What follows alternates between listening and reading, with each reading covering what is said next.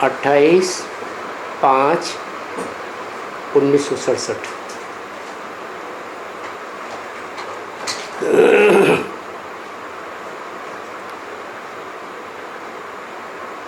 शरीर तो यही रहेगा फिर भी, क्योंकि ये फीचर्स तुम्हारा या इनका या जो भी है एक जैसा फिर तो आने के नहीं है। फीचर्स फिर चला जाता है ना बच्चे। तो फिर ये तन बाप के लिए, बाप कहते हैं मेरे लिए ये तन फिर भी कल्प के बाद फिर यही तन मिलेगा, बदल नहीं सकता, क्योंकि ये ड्रामा में नूद है ना बच्चे। अब विचार करेंगे तो जो भी 84 जन्म लिया है, जिन्होंने भी लिया है सब ने, जो भी ब्राह्मण हैं वो जानते हैं कि एक स्वरूप न मिले दूसरे से, तो फिर भी ऐसा ही होगा। तो बेचारे मनुष्य कैसे जाने कि ब्रह्मा का शरीर कौन सा था। अभी देखो ब्रह्मा का शरीर देखते हो,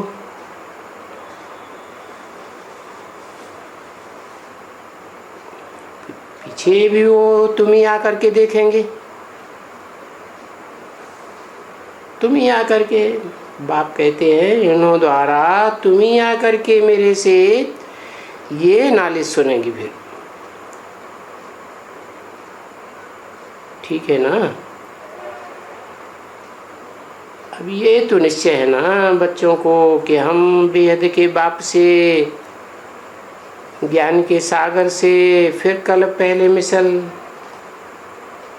जो ड्रामा के प्लान अनुसार ये भी कहना पड़ता है, फिर से बाबा से राजयोग सीख रहे। ठीक है ना। फिर सभी जो भी स्वरूप हैं, ये फीचर्स हैं, वो तो विनाश के बाद ये रहेंगे नहीं, बदल जाएंगे। फिर ये तुम्हारे फीचर्स कब आएंगे? कहेंगे फिर 5000 वर्ष के बाद फिर यही फीचर्स आएंगे।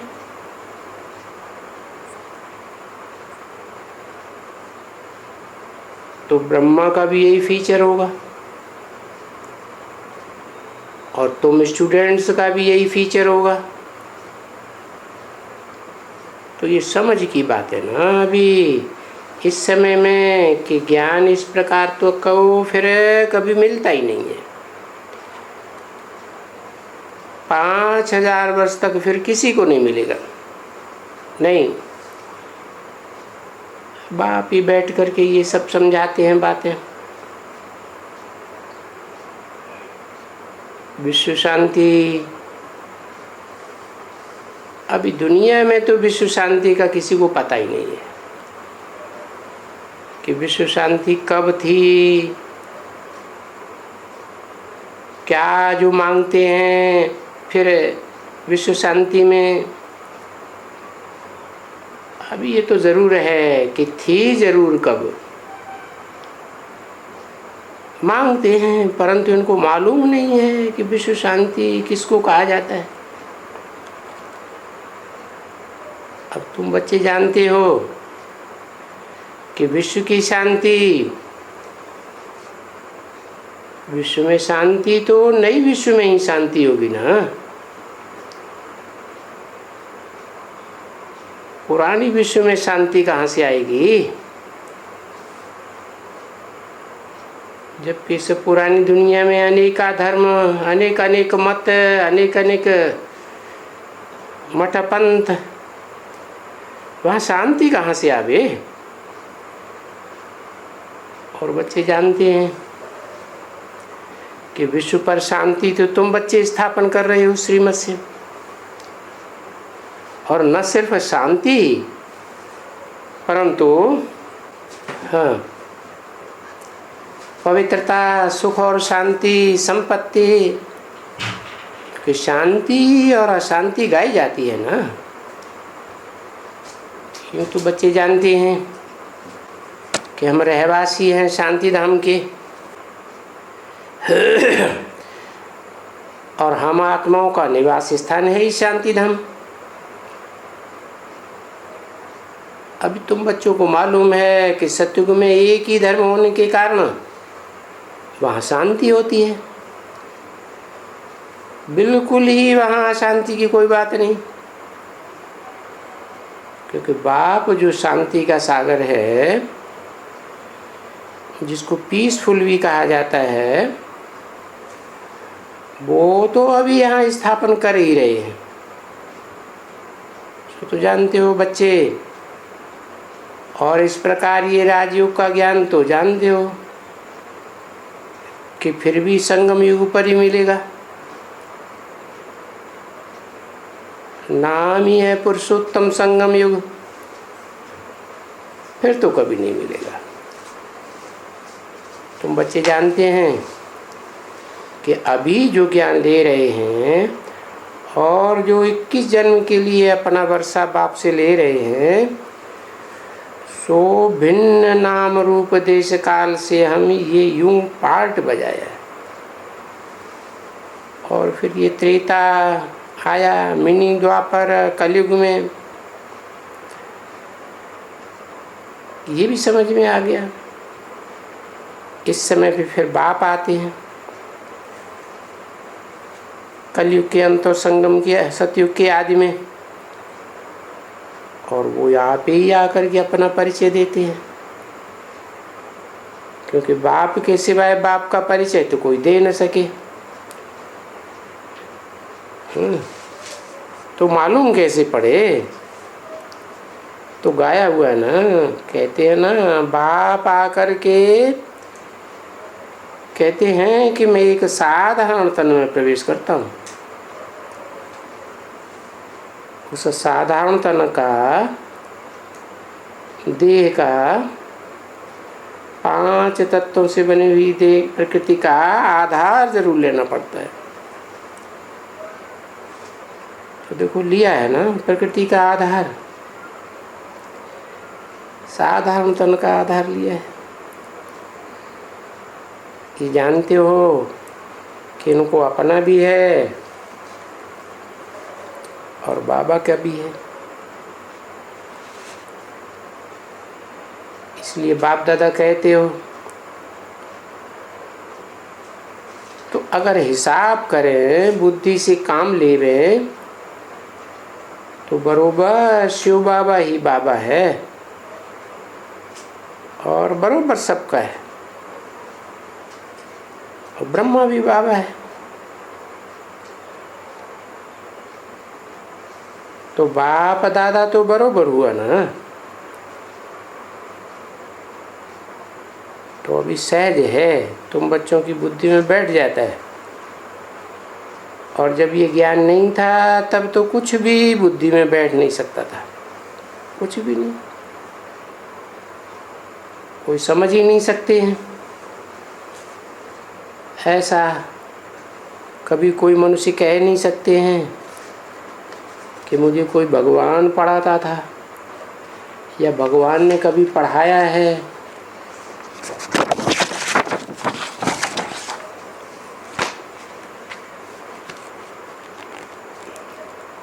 जब यहाँ आते हो ब्राह्मण कुल के पास, यहाँ इस यज्ञ में, इसलिए इसको यज्ञ भी कहा जाता है।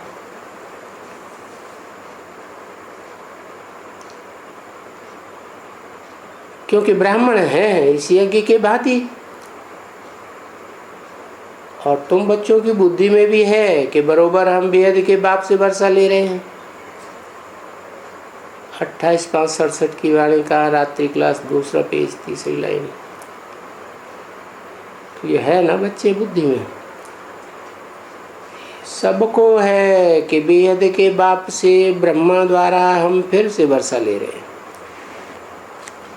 और ये भी बुद्धि में अच्छी तरह से है, सभी को नहीं है बच्ची, नहीं सुनते तो हैं वो तो भूल भी जाते हैं, चले जाते हैं।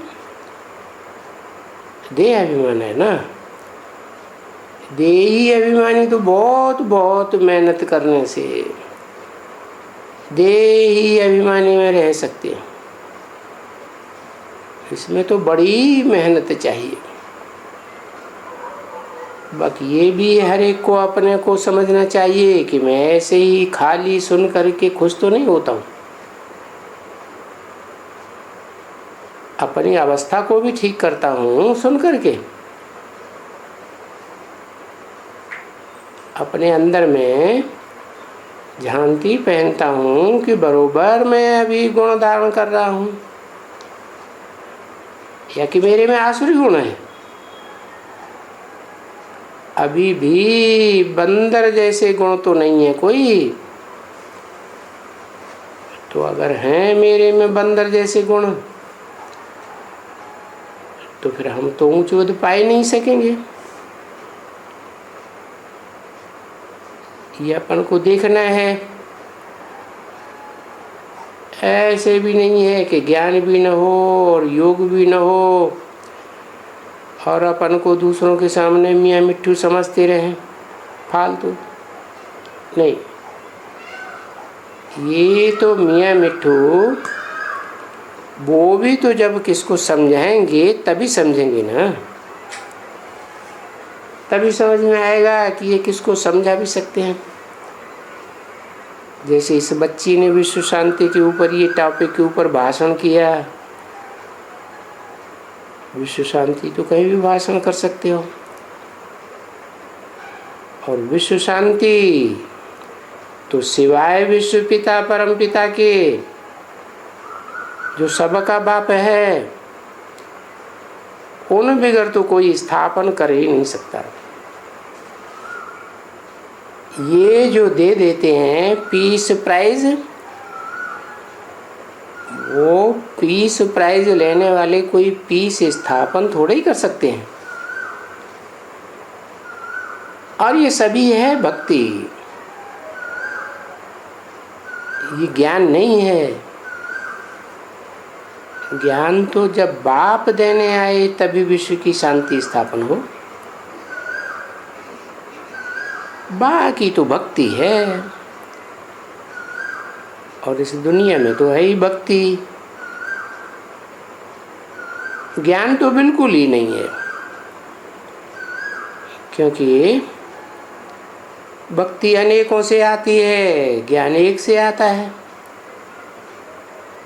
तो जरा भी ज्ञान नहीं है, रिंचक भी नहीं। कोई कहे भी तो उनको बोलो हम अभी ज्ञान सीख रहे हैं शिव बाबा से,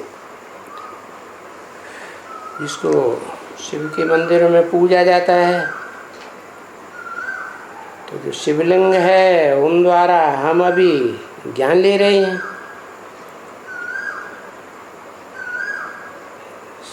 शिवलिंग से कैसे ज्ञान लेंगे?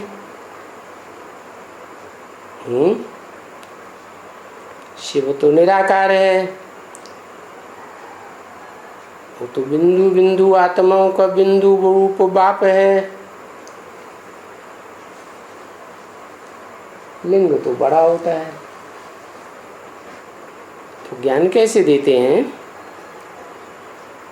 तो जो शरीर में प्रवेश किया वही लिंग रूप हो जाता है। लिंग बड़ा होता है, शिव की बिंदी बूरी छोटी है। वो आत्मा की यादगार है, वो शरीर का यादगार है। हाँ, उस शरीर की रग रग में ज्ञान भरा हुआ है, ज्ञान की रोशनी है। तो उनके द्वारा अभी हम ज्ञान ले रहे हैं। इसके पहले तो जो कुछ भी दुनिया में है वो सब भक्ति है। पूजा करते रहते हैं मंदिरों में, दुर्गति है, समझते कुछ भी नहीं। बुद्धि दुर्गति को पाई हुई है, नहीं समझते। अभी दुनिया वालों को किसी को भी कहो कि भक्ति दुर्गति कहो तो चमक पड़ते हैं, परंतु उनको फिर समझाने से, बताने से बुद्धि में बैठता है कि ज्ञान दिन को कहा जाता है, क्योंकि दिन में कोई ठोकर नहीं खाता है। रात भक्ति को कहा जाता है, भक्ति में तो ठोकरें खाते रहते हैं ना। इस गुरु के पास गए, उस गुरु के पास गए, मंदिर में गए, तीर्थ में गए, तो ये भक्ति हुई ना, उसको कहेंगे रात, ठोकर खाने की रात।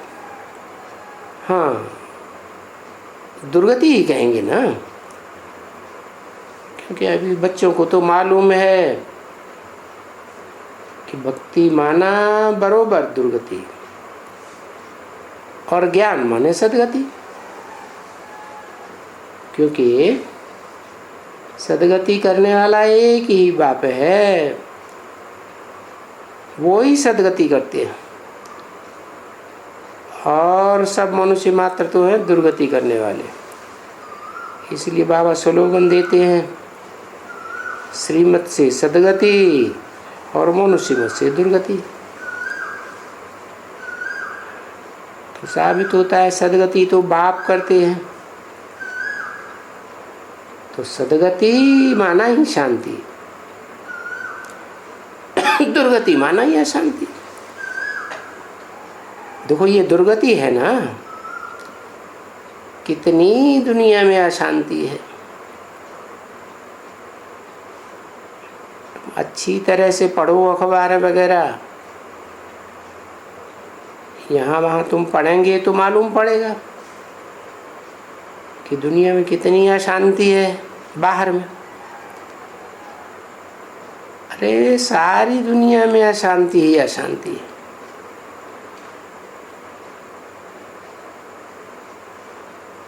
तो उस शांति के सागर के बाप के साथ लव होना चाहिए ना। अभी वो आया हुआ है शांति स्थापन करने, तो बाप के साथ भी लव होना चाहिए और इनके साथ भी लव होना चाहिए, क्योंकि फिर भी बाप दादा है ना, वो हाईएस्ट हैं दोनों। कौन वो क्यों कह दिया है? वो मैंने पास्ट के लिए बताया,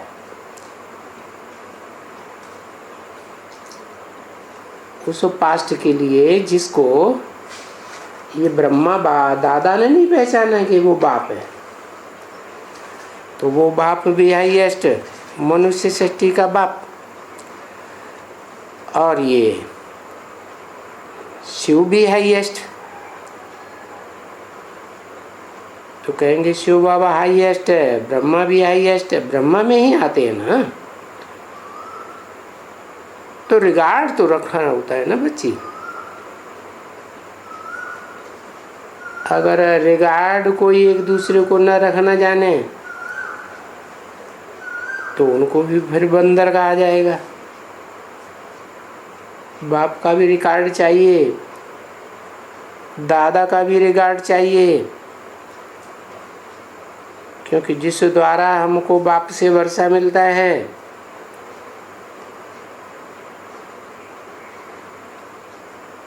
शिव बाबा से, तो दोनों का रिकॉर्ड चाहिए। दोनों माने बाप शिव का भी रिकॉर्ड चाहिए और जिस तन के द्वारा वर्षा मिलता है उसका भी रिकॉर्ड चाहिए, क्योंकि पहले तो बनते ही हैं प्रजापिता ब्रह्मा की संतान।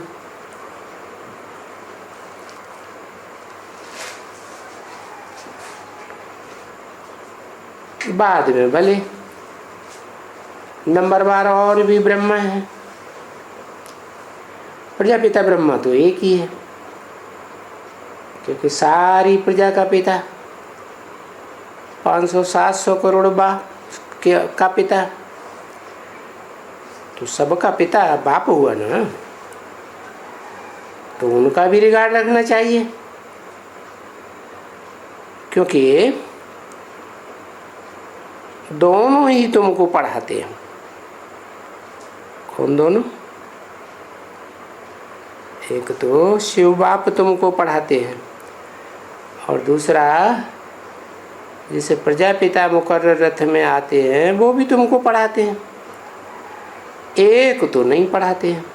देखो, दोनों पढ़ाते हैं ना, दोनों इकट्ठे हैं, सदैव इकट्ठे हैं, और दोनों ही इकट्ठे जैसे तुमको सिखलाते हैं। तो तुम बच्चों को 2 इंजन मिली हुई है। क्या? किनको है? किनको बताया 2 इंजन मिली हुई है? उस समय जो बच्चे थे उनको डबल इंजन मिली हुई है, और बाद वालों को जब शरीर छोड़ दिया तब सिंगल इंजन हो गया, या बिल्कुल नहीं रहा, या गुलजार दादी का हो गया। क्या कहेंगे? है मना कोई बच्चों को इमर्ज करके बताया कि तुमको डबल इंजन मिली हुई है। शांति धाम में जाने के लिए 2 इंजन मिली हुई है। बड़े ते बड़ी इंजन देखो, कितनी बड़े ते बड़ी इंजन है। कहते ही है ऊंचे ते ऊंचा भगवंत, फिर सेकंड नंबर में हुआ ब्रह्मा।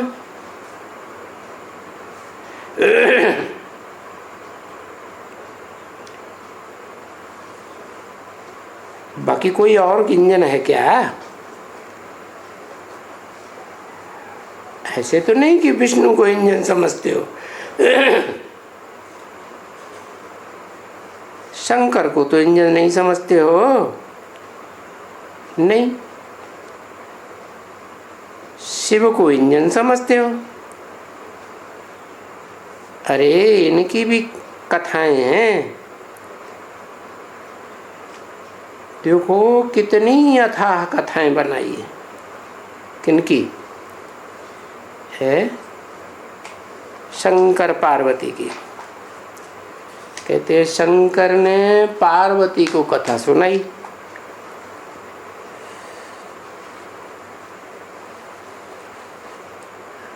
और दिखाते हैं शंकर पार्वती के पीछे फिदा हुआ, फलाना हुआ।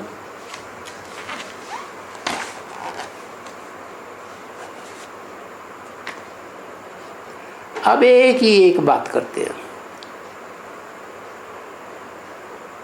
दोनों ही बात फिर करते हैं क्या? एक ने कथा सुनाई, एक ने सुनी।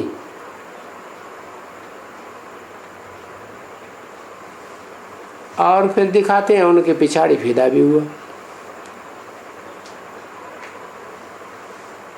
और दौड़े तो बिच्छू टिंडन पैदा हुए।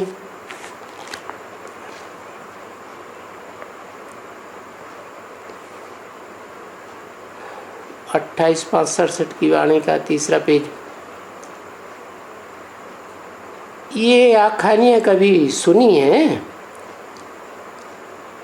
हाँ, ये आखानियाँ हैं, ये भक्ति मार्ग की आखानियाँ हैं।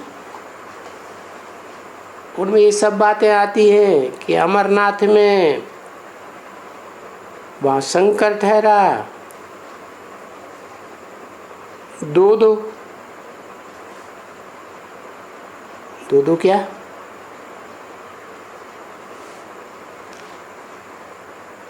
शंकर भी बताते हैं और शिवलिंग भी दिखाते हैं। अब कोई दूसरी चीज तो नहीं है ना। जो शिवलिंग है वो ही शंकर का शरीर है। आत्मा तो देखने में नहीं आती। तो दिखाते हैं कि अमरनाथ ने पार्वती को कथा सुनाई। अब अमरनाथ का मतलब भी नहीं जानते।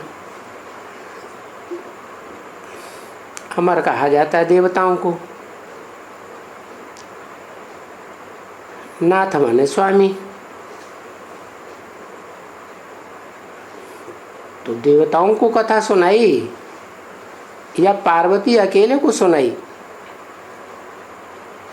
वो जा करके वहां गुफा में सुनाई क्या? और फिर वहां एक जगह में लिखा हुआ है, उन्हीं को ही शास्त्रों में लिखा हुआ है कि शंकर पार्वती के पीछे फिदा हुआ। और फिर क्या हुआ? बिच्छू, टुंडन, नाग बलाएं ये सभी पैदा हुए। तो अनेक अथाह कथाएं हैं, ढेर की ढेर कथाएं हैं। झूठी कथाएं हैं तो क्यों बता रहे हैं? है झूठी है या सच्ची हुई? झूठी है। अभी छुट्टी पैदा नहीं हुए मालूम पड़ गया। अथाह कथाएं हैं, ढेर की ढेर कथाएं। अभी तुम बच्चों को सभी बंद कर देनी होती है। क्या कथा सुनाना है ना? ये सब कुछ भूल जाना पड़ता है। वास्तव में भूला नहीं जाता है तो फिर क्या किया जाता है? फिर क्या किया जाता है? उनका अर्थ बताया जाता है। जो बहुत पढ़े हुए हैं सबकी बुद्धि में अर्थ नहीं आता।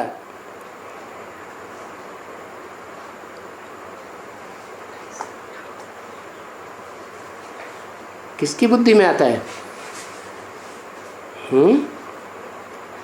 जो पढ़े हुए हैं बहुत, उनको ये सभी बातें याद आ जाती हैं, सब जो शास्त्रों में पढ़ी हुई है।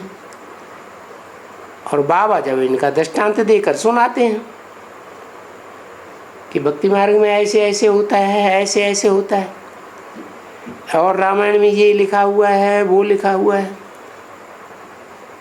तो फिर जो पढ़े हुए हैं बहुत उनकी बुद्धि चलती है, सभी बातें फिर याद आती है शास्त्रों की। बाबा सुनाते हैं तो टैली करते हैं।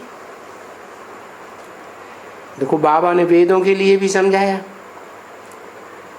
कितना वेद वेद वेद वेद करते रहते हैं। अब वेदों में तो कोई अहम ऑब्जेक्ट है ही नहीं है। क्या मतलब हुआ? क्या ब्रह्मा के मुख से वेद नहीं निकले? निकले ना। तो वेदों में कुछ भी नहीं है, अहम ऑब्जेक्ट नहीं है, नहीं है। वेदों से कोई थोड़ा ही बताया जाता है कि नर से नारायण बनेंगे, तो गीता में बताया गया। क्या ढेर के ढेर ब्रह्मा कुमार कुमारी ब्रह्मा के मुख से निकले हुए वेद पढ़ सुन रहे हैं कि नहीं मुरली? तो कोई अहम ऑब्जेक्ट है उनकी? क्या है अहम ऑब्जेक्ट? क्या बनेंगे? बुद्धि में है कुछ? कुछ भी नहीं है। बस अहम ऑब्जेक्ट तो एक ही शास्त्र में है। कौन सा शास्त्र? श्रीमद् भगवत गीता में है, जो यज्ञ के आदि में सुनाई जाती थी और आदि में सुअंत में भी सुनाई जाएगी। तो जो अब तुम सुन रहे हो और बाप सुनाए रहे हैं तुम बच्चों को,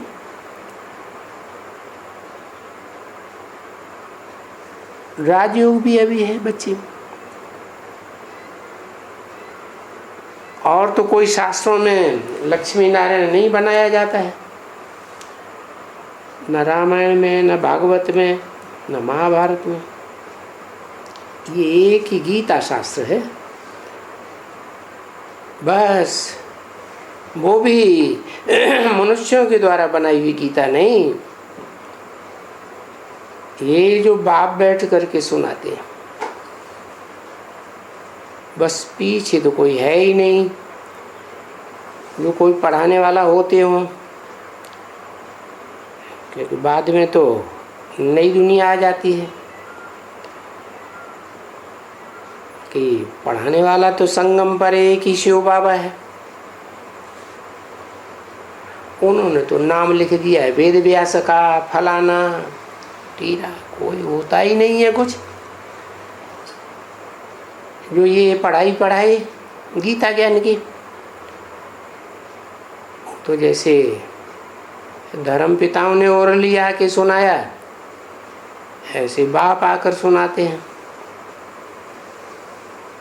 तो वैसे समझते हैं कि वेद व्यास ने गीता लिखी, भक्ति मार्ग है ना बच्ची, वो कभी भी अपने क्षितिज से नीचे नहीं उतरे।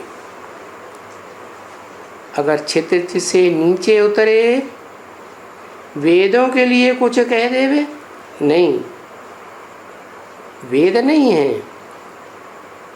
एक ही गीता शास्त्र प्रसिद्ध है, और वो बाकी वेद आदि तो सभी उनके बाल बच्चे हैं। तो अगर ये बात बता देवे तो उन भक्ति मार्ग के गुरुओं की सारी कमाई खलास हो जावे, इज्जत ही खत्म हो जावे। तो इसलिए वो लोग तो कुछ इस ज्ञान को मानेंगे भी नहीं। हाँ, आखिरी में उनको मानना तो ये सब पड़ेगा जरूर कि भगवान तो एक ही है ना, और बरोबर भगवान ये बैठ करके जो ज्ञान का सागर है वो ही ज्ञान बैठ करके सुनाते हैं, वो ही पढ़ाते हैं। अब ऐसे तो नहीं कि ढेर के ढेर भगवान बनाई दिए, सर्वव्यापी ही बताई दिए। अब बाप खुद कहते हैं ना, यहाँ बैठ करके देखो मुझे कितना क्या क्या कहते हैं, मेरी कितनी महिमा करते हैं। पतित पावन भी कहते हैं, ज्ञान का सागर भी कहते हैं, कितने नाम लेते हैं। अब जो नाम लेते हैं वो काम तो किया होगा ना, क्योंकि शास्त्रों में भी तो जो नाम है काम के आधार पर है ना। मेरा देखो, मेरा नाम तो एक ही है। क्या नाम है? शिव। शिव माने ही कल्याणकारी। तो मैं एक ही हूँ जो सदा कल्याणकारी हूँ, इसलिए कहते ही है सदा शिव। तो ये जो अनेक नाम रखे हुए हैं, अनेक अनेक उन नामों पर कर्तव्य हैं इसी समय के। मेरा एक ही परिचय है और नाम भी हमारा एक ही है। भक्ति मार्ग में फिर देखो ढेर के ढेर नाम रख दिए हैं। है कहाँ की यादगार? यहाँ संगम युग की यादगार हैं। जब साकार तन के द्वारा प्रत्यक्षता होती है तब लोगों को पता चलता है। तो हमारा कर्तव्य ही इस समय संगम युग पर है, बच्चों को आकर के पतित से पावन बनाना और सृष्टि के आदि मध्य अंत की बात बताना। क्योंकि बच्चे होकर के अगर नाटक के एक्टर्स को अपने एक्ट का ही पता ना हो, अगर इसे ड्रामा के आदि मध्य अंत कोई नहीं जानते हैं, तो कहेंगे ये मनुष्य तो है ही नहीं, मनुष्य काहे के ठहरे। मनुष्य तो तब कहें जब मनन चिंतन मंथन करें ये सृष्टि क्या है, कैसे है। वो तो जंगली जानवर ठहरे जो सृष्टि के बारे में, आदि मध्य अंत के बारे में बुद्धि नहीं चलाते। तो ड्रामा में बरोबर आकर के समझाते हैं। बरोबर जंगली जानवर थे ना। अब बताओ ये जंगली जानवर तुमको किसने बनाया। तुम कहेंगे भाई ये रावण ने बनाया, जानवर से भी बदतर बनाई दिया।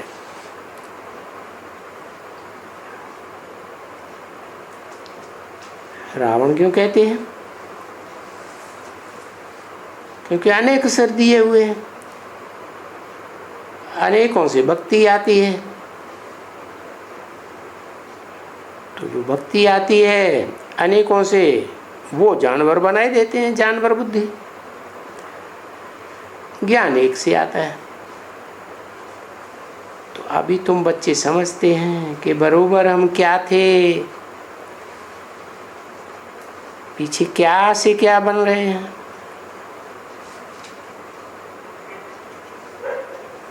अभी देखो भक्ति मार्ग में पुनर्जन्म लेते लेते क्या हो गए। अभी जो बाप आया है वो भी देखो कैसा है बाप, उनको बुलाया भी है।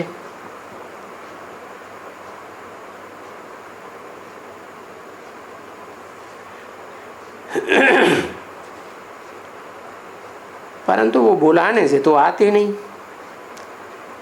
मुसलमान लोगों ने नाम रख दिया खुदा, तो खुद ही आते हैं और वो आकर कहते हैं मैं कालों का काल भी हूँ, अकाल मूर्त हूँ। कैसी मूर्ति? अकाल, जिसको कोई काल खा नहीं सकता है। कौन कहता है? शिव कहता है। शिव अकाल मूर्त हो नहीं। और जिस तन में प्रवेश करते हैं और संसार में फिर प्रत्यक्षता होती है, तब पता चलता है कि ये है अकाल मूर्त। जैसे कि मुझे बुलाते हैं कि बाबा आए करके अभी पतितों को पावन बना करके ले जाओ साथ में, तो बरोबर बुलाते तो है ना। अभी तुम जानते हो किसके सामने बैठे हुए हैं? हैं? उसी के सामने बैठे हुए हो ना जो कालों का काल है।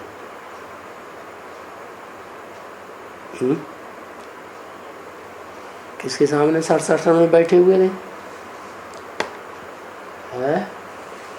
वो तो सुनाने वाला तो ब्रह्मा बाबा था। 69-68 में तो शरीर छोड़ दिया, और कालों का काल के सामने कैसे बैठे हैं? इसका मतलब बाबा जो सामने बैठे हुए हैं उनको नहीं सुनाए रहे हैं। किनको सुनाए रहे? इमर्ज करके सुनाए रहे हैं।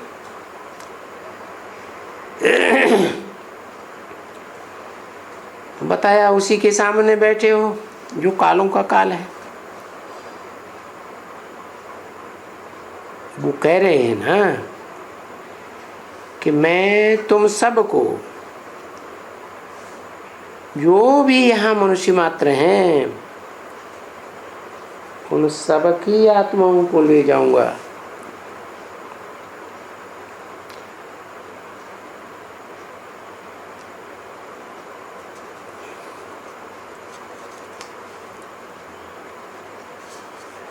उसके लिए आया हुआ हूँ, सबको ले जाने के लिए।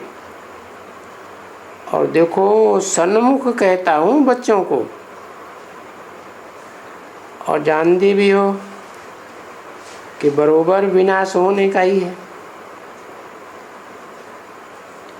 और जरूर ये भी जानते हो कि बरोबर कल पहले भी ऐसे ही विनाश हुआ था, जिसकी कथा महाभारत बनाई हुई है। कहते हैं महाभारी महाभारत लड़ाई, 28-5-67 की वाणी का चौथा पेज, जो कहते हैं कि इस लड़ाई के बाद फिर न कोई लड़ाई होती है, न कोई यज्ञ होता है, और ये भी समझते हो कि भाई पुरानी दुनिया खत्म हो करके फिर नई दुनिया स्थापन हो जाती है। तो तुम्हारी बच्ची, तुम बच्चों की बुद्धि में भी तो है ना,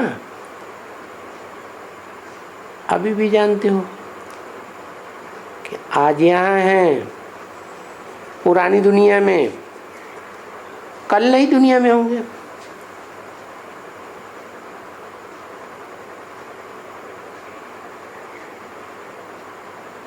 बाबा ने किसी को कहा पानी यहाँ बीच में रखना चाहिए थोड़ा सा। हाँ, ये बच्चे सुनते हैं, समझते हैं कि हम ऊंचे से ऊंचे बाप के बने।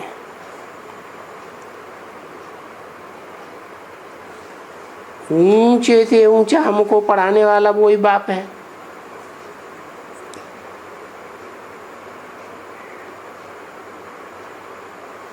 वो ही बाप है। कौन सा वो ही? किस तरफ इशारा किया? यज्ञ के आदि की तरफ इशारा किया, या भविष्य के लिए भी बताया, जो आदि में सो अंत में। तो कितना तुम बच्चों को स्मृति होनी चाहिए, सारा दिन स्मृति हो। जब यहाँ से जाते हो तो याद पड़ेगा बच्चों को, स्मृति रहेगी, और भूल जाएंगे तो योग कहाँ लगेगा, कहाँ याद लगेगी, कहाँ याद लगेगी, जिससे तुम्हारा जो पाप है वो सभी नष्ट हो जावे। तो यहाँ तुम जब आए हो तो यहाँ तुमको कोई बाहर का धंधा आदि नहीं है, कोई गोरख धंधा था ही नहीं। तो इतना जितना हो सके उतना तुमको टाइम यहाँ मिलता है, यहाँ वहाँ घूमो फिरो, कुछ भी करो, सिर्फ बाप को याद करते रहो। तो तुम्हारा जमा खाता जास्ती हो जाएगा। कौन सा जमा खाता जास्ती हो जाएगा? है? अरे याद का। फिर वहाँ जाएंगे तो घाटा पड़ेगा। कहाँ जाएंगे? यहाँ से बाहर की दुनिया में जाएंगे तो घाटा पड़ेगा। इसलिए यहाँ आते हो ना, बादल भरने भी आते हो ना, यहाँ अपने बिना विकर्म विनाश भी करने के लिए आते हो, और यहाँ आकर के याद में भी रहते हो। तो ये अपने आप से पूछो कि हम यहाँ आकर के क्या करते हैं सारा दिन, हम कितना याद में रहते हैं, और याद में रहकर अपना कितना विकर्म विनाश किया। क्योंकि वहाँ बाहर की दुनिया में जाएंगे तो वो तो गोरख धंधा है, उसमें फुर्सत ही नहीं मिलेगी। क्योंकि वहाँ तो और यहाँ में तो बहुत फर्क है ना, नाम भी तो है ना। क्यों नाम इसका यहाँ रखा हुआ है मधुवन है? इसलिए रखा हुआ है कि भक्ति मार्ग में कहते हैं ना, मधुवन में मुरलिया बाजे। बाकी है तो ये सागर ना, ज्ञान का सागर है। बादल जाते हैं भरने के लिए सागर में, और फिर बरसात बरसाते हैं रिफ्रेश होने के लिए, क्योंकि यहाँ तुम रिफ्रेश अच्छी तरह से हो सकते हो। और सारा दिन यहाँ कोई दूसरा धंधा धोरी तो है ही नहीं ना, तो यहाँ बच्चों को फुर्सत मिलने की है। एकांत में बैठ कर के चाहे तो यहाँ जो एकांत तो है ही बहुत, तो एकांत में भी बैठ कर के स्मृति में रहे, और आपस में मिल कर के भी जा कर के कहाँ भी बैठो। चलो भाई अभी थोड़ा पाप नाश कर ले में अपना, ये जो भरी पड़ी हुई है ना, सिर पर बोझा चढ़ा हुआ है ना, वो बैठेंगे तो याद में खलास हो जाएगा।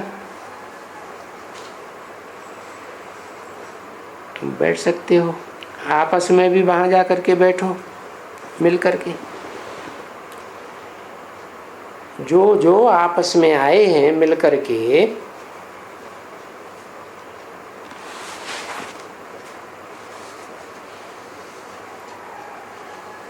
तो जो जो भी आते हैं यात्रा करने,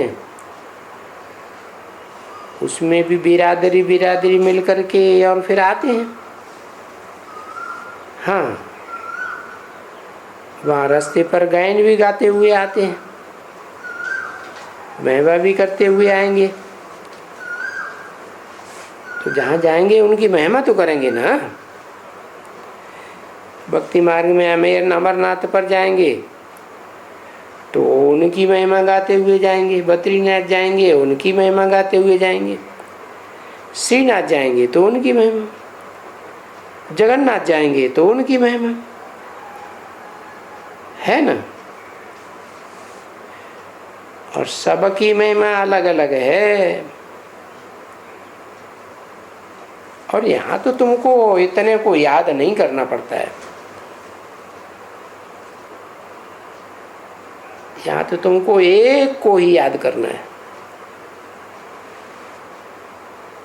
और अनेकों को याद किया तो भक्ति मार्ग हो जाता है।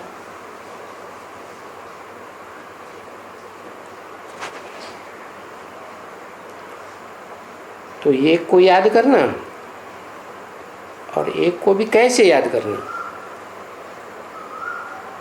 तो देखो अपन को आत्मा समझ करके और उनको याद करना पड़ता है। तो अच्छी तरह से जानते हो कि अभी हम परमात्मा और हम आत्माओं का अभी अभी मेल मिलन है, मेला है, मिलन मेला। अभी हम बेहद के बाप से मिल रहे हैं और बेहद के बाप से पढ़ रहे हैं। बेहद के बाप के पास हम बैठते हैं, खाते हैं, पीते हैं, बातें बोलते हैं, डायरेक्शन लेते हैं। देखो लेते हो ना, अपना पोता मेल भी बताते हो। बाप कहते हैं अगर इस जन्म में कोई पाप किया हो, बेकायदे काम किया हो, सो भी उसमें पूछते ही हैं उनके लिए खास पोता मेल की बात जो पतित बनती है। समझा ना। हाँ, ये एक ही बात है पतित पने की क्योंकि ये पोता मेल की बात है जो छिपाते हैं मनुष्य।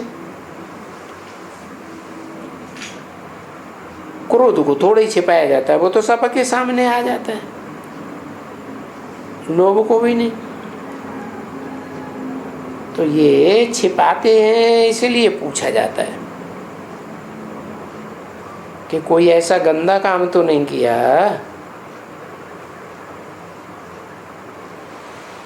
सर्जन के सामने तो सब बता देना चाहिए। तो सारी बीमारी बतावेंगे तो सर्जन तुमको दवाई दे के इलाज करा के रखेंगे, तो वो तुम्हारा हल्का हो जाएगा ना। जैसे वहाँ डॉक्टर के पास जाते हैं तो शरीर हल्का हो जाता है, तो यहाँ तुम्हारी मन बुद्धि आत्मा हल्की हो जाती है।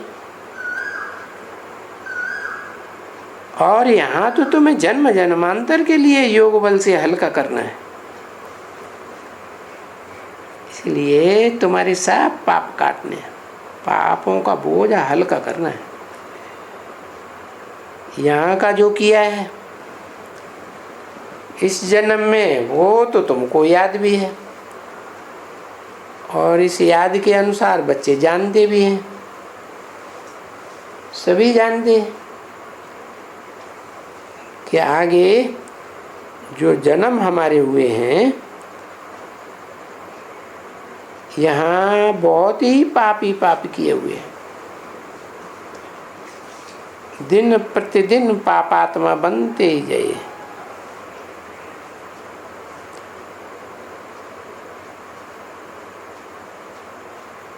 जैसे उतरते आए हैं तैसे तैसे पापात्मा बनते आए हैं। किस बात से उतरते आए हैं? पतित बनते आए ना। तो फिर पाप का तो सर के ऊपर बहुत बोझा चढ़ा हुआ है,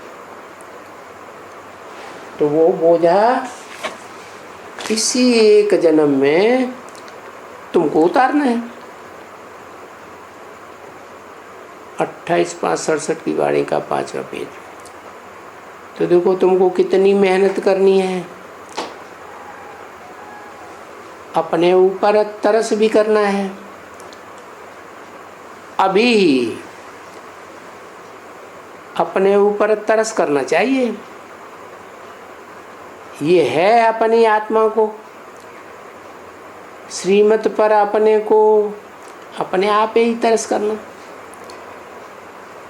ऐसे नहीं कि बाप आकर के तुम्हारे ऊपर तरस करते हैं, नहीं, बाप तो सिखलाते हैं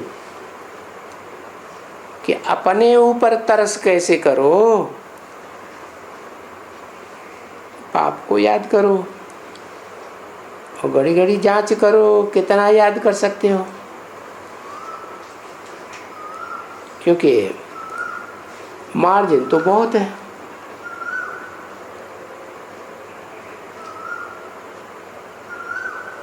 जितना समझो बढ़ता जाता है याद। बाबा जो कहते हैं ना, तो याद का चार्ट लिख करके आओ। कितना याद का चार्ट बढ़ाया, चार्ट रखो। तो जितना तुम्हारा चार्ट बढ़ा होगा तो इतना ऐसे ही समझो कि हमारा पाप बहुत कटता जाता है। तो बाबा बहुत अच्छे तरह से समझाते रहते हैं। कोई कोटन में को और कोई बिरले कोटन में आकर के समझते हैं।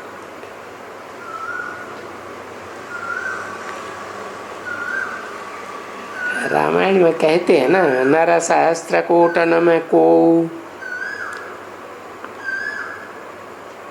तो ये जो कोटन में कहते हैं तो समझाना पड़े ना। कितने प्रदर्शनी में आते हैं, बाप तो कहते हैं ना, कितने आते हैं कोटन में कोई मुझे, जो मैं हूँ और जैसा हूँ पूरी रीत से आकर के कोई पहचानते हैं।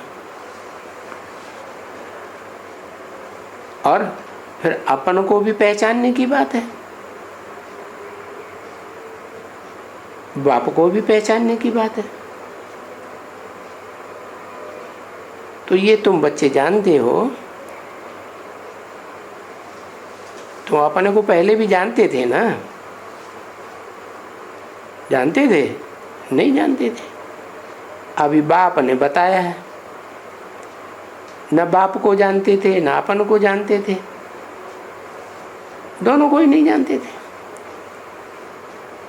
आत्मा को भी नहीं जानते थे, परमात्मा को भी नहीं जानते थे। तो फिर बाकी क्या हुआ?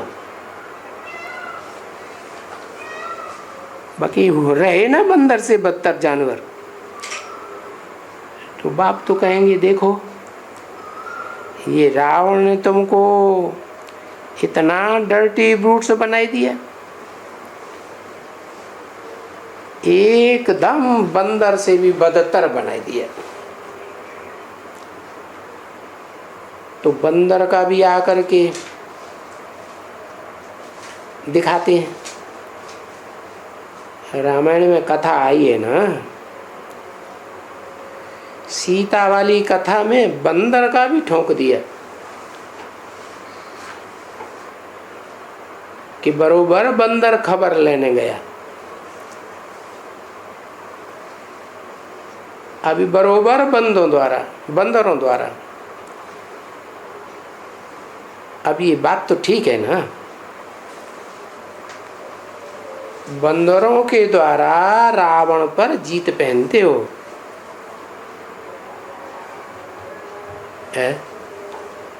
किसको कहा?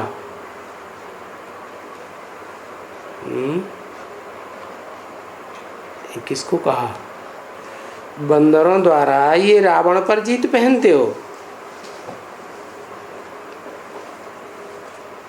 तो जरूर बंदरों द्वारा जब मंदिर लायक बनते हो तभी तो जीत पहनते होंगे ना।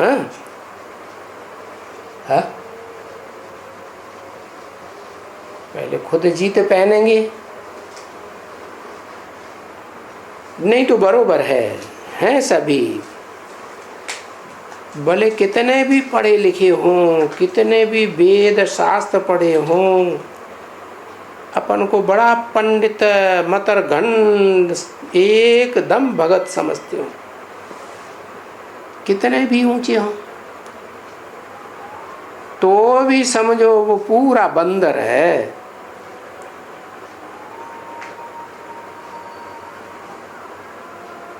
अभी समझेंगे ना, वो सब समझेंगे।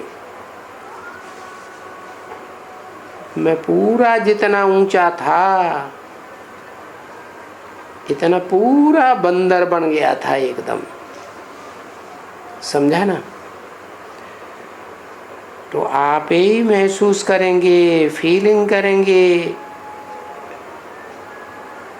वो जो अहंकार था पढ़ाई वगैरह का, शास्त्रों का, वेदों का, भक्ति का,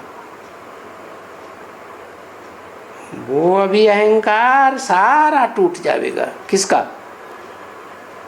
बड़े बड़े विद्वान पंडित आचार्य हैं, उनकी बात बताई। कब टूटेगा? जब यहाँ आकर के समझेंगे।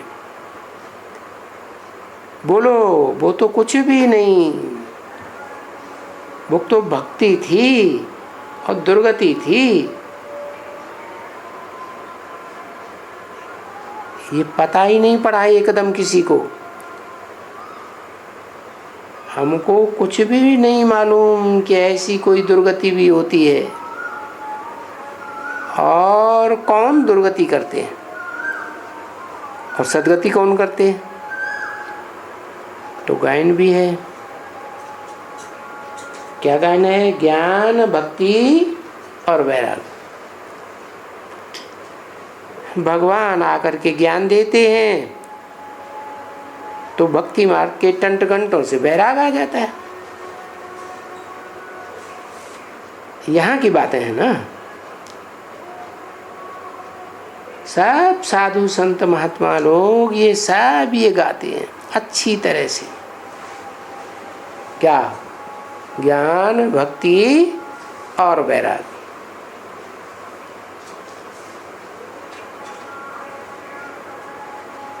इस क्रम से क्यों बताते हैं? ज्ञान, भक्ति और वैराग्य। पहले भक्ति है कि पहले ज्ञान है? पहले ज्ञान मिलता है तब भक्ति से वैराग आता है, इसलिए ज्ञान, भक्ति, वैराग कहते हैं।